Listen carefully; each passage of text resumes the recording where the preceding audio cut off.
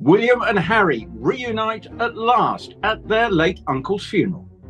And does Harry have a plan to return to the UK and rehabilitate his reputation? All right, let's get straight into it. Prince Harry, the royal rebel turned memoirist, now living the California dream, or is he? His book, Spare, was supposed to be his big statement. But listen, was he only talking about his royal spot, or was he dropping hints about his marriage too? Royal watchers, you know what I mean.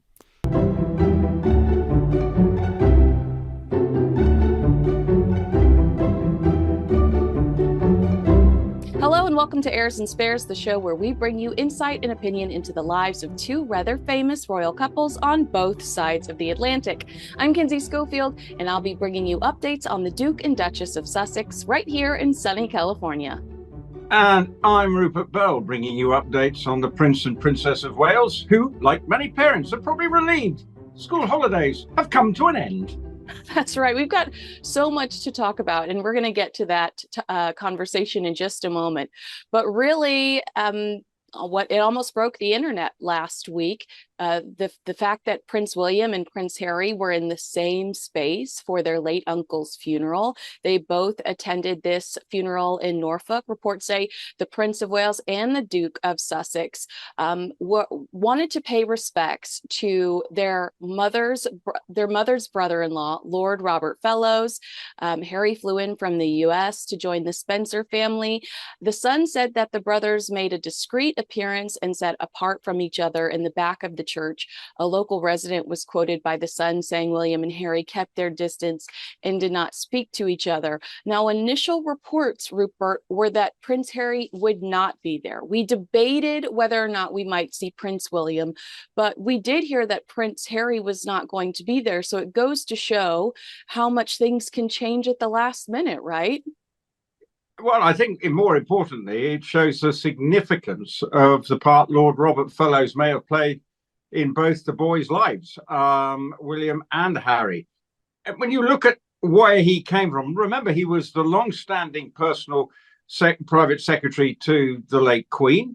Obviously, as you mentioned in your introduction, Diana's brother-in-law. So you can see the sort of royal wheels within wheels, and reflects probably an older time, you know, when you look at Diana was perceived as suitable wife material back in the day. Thankfully, well, whether they should still be doing that, that's open for debate. But if you see what I mean, there was a traditional view that from the aristocracy. But Lord Robert Fellows was a long-standing, he looked after the boys and obviously was a comfort to them and very difficult through the divorce. And he was also the private secretary during that annus horribilis that the late Queen referred to back in the early 90s, when, you know, not only the divorce of Charles and Diana, there was Sarah and the Duke and Duchess of York splitting up, then the Windsor Castle fire. There were all sorts of... Lately, Harry's been flying solo more often. His interviews have this awkward edge.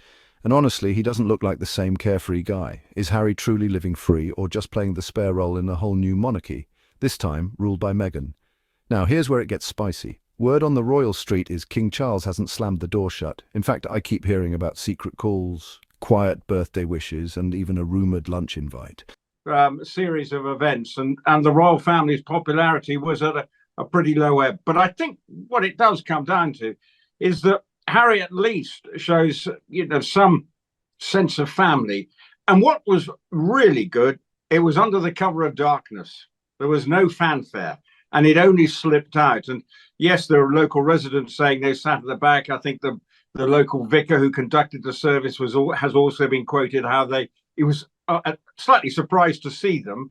But it is sad that there they are at their uncle's funeral, and they're almost, you know, they're not like, they don't want to speak to each other. And it's a sad subplot to what, anyway, for many people will be a very sad day. He lived to 82, a good innings, but you know, still a very sad day for the family at whole. But at least, I suppose, it shows that even in these circumstances, the brothers can at least manage to be in the same room. Right. I almost wonder, too, if we should give them more credit than just assuming that, and of course, initially, because I was on TV within seconds of the report breaking, initially you're like, Harry, who is hurting who is shunning who? Harry shuns Prince William, Prince William shuns Prince Harry. But you get away from the event after a few days and you wonder if it's actually a display of respect towards their family members. We're not going to create drama. We don't want to be the center of attention. We want Lord Fellows to be the focus. We're here to honor his life.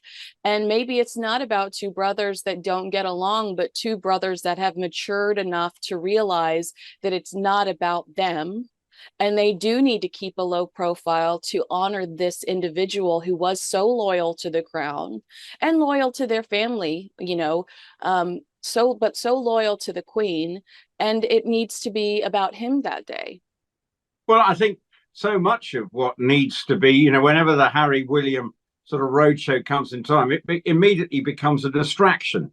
So I am pleased that this occasion has actually gone under the radar, a small family affair. There may be a memorial service at a later date, maybe in London or somewhere to remember him more formally. But in this case, this is the family occasion. And I think the common sense has prevailed, that it's quiet, it's unobtrusive. We are honouring a man who served William and Harry's grandmother to great effect.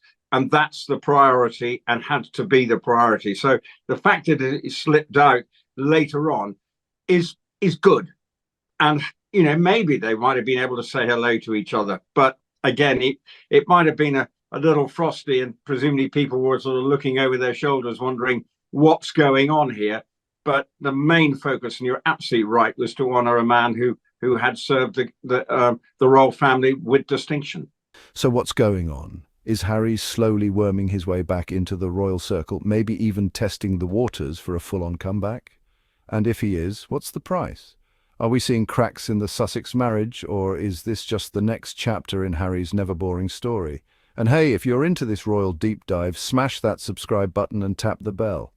And I had some say to me, is this a sign that Prince Harry is desperate to come back to the UK? I keep arguing no, and we'll get to that when we get later into Harry and Meghan. I have some thoughts about that, but I also wonder how much of it is Harry really aligning himself with the Spencers, who have continued to support him throughout this difficult time, being separated from the royal family. It's a self-induced exile, but we have seen the Spencers rally around him as he's left the British royal family in that tight fold. Yes, I think because he's obviously, in Harry's case, he makes great play of his mother and the sort of problems that it resulted, not only from the divorce of his mother, but then obviously the tragic circumstances of her death that left a vulnerable teenager, as he was then, very tender age, scarred. And so I think the Spencer family, and we obviously remember what Earl Spencer did at the funeral and the emotional speech. He's an interesting character in his own right, is his Harry's uncle. But you have to look at it in overall context, that the Spencer family probably, blood is thicker than water, and want to always feel that there is an olive branch. And actually, many of the Dicks are not necessarily much of the Spencer family. They've almost, they're in his eyes, they're the good cop. It's the royal family in Harry's case, and other maybe his brother and others, who are the bad cop. The Spencer's good cop and the royal family bad cop. That's so true. And if you study Princess Diana, she really struggled in her relationships with her family. So for Prince Harry, he is a grudge holder. That we've seen that if you just flip through the pages of Spare, and it surprises me. Although I wonder how much he does. No, did he read Diana, her true story, like word by word? Did he digest it? Does he understand, where some of her animosity with her family, was it sincere? Was she just in the heat of the moment? I'm surprised that he doesn't have some resentment there, because there are stories that Earl Spencer wouldn't allow her to stay on the property during a specific time when she wanted to, so she ran off with the Fayed family for the summer, you know, and that whole direction. I mean, that is a direction that led to something catastrophic. So I'm surprised that Prince Harry isn't resentful based on some of the things his mother has said. I think Charles Spencer is a complicated character, and has had, as we know from the book he wrote, it's there's a lot of baggage going on. That family, it didn't have it easy. Okay, the older sisters of Diana seem to have been able to plough a more stable furrow. But when you think about it, Diana's parents, the mother was shunned.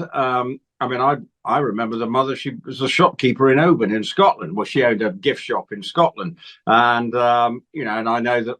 I mean, I've met her, and my parents knew her quite well. But it was a very sad set of circumstances, and obviously, the stepmother of Diana. There was, again, if you think, trust me, you don't want to miss the next pot of royal tea.